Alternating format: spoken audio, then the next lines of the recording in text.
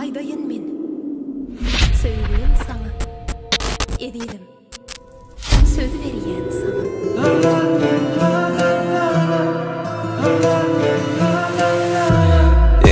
Dinle yürek sesim, senden başka hiç kim bilmese, hiç kim bilmese.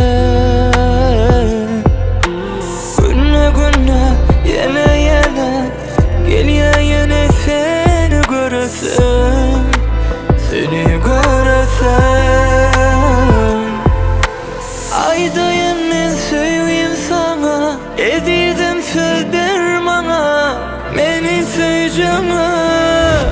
Sen barında yaşayan men diri,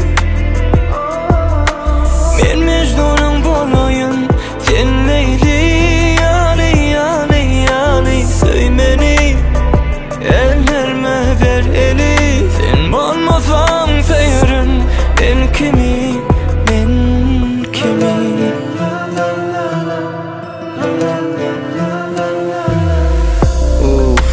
Yadadım o vallava, korkup yaşayan yüreğime birin salmağı. Gelin vursan hoş gelin, onu almana al yönü, son koyma çok olsan armana. İçime gir gel, damarda kanım ol. Seçini seçecek sen sevgili hanım ol. İstesen koca ol, istesen zalim ol. Esası ve pahalı ol, namusu marım ol. Koçolu dali dizem, gece dizili bile.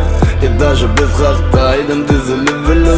Sevgimi soğuk olsun gülüm yüzülü bile. Hayda yüzün eline, nikah yüzüğü bile. Aydayım men söyleyeyim sana, edidim söz ver bana, beni söyleyeceğim.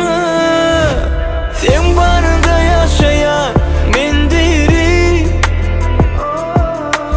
men Mecnun'un bolayım, sen Leyli. Yani söymeni, ellerime ver eli. Sen olmasan sayırın, ben kimi, ben kimi.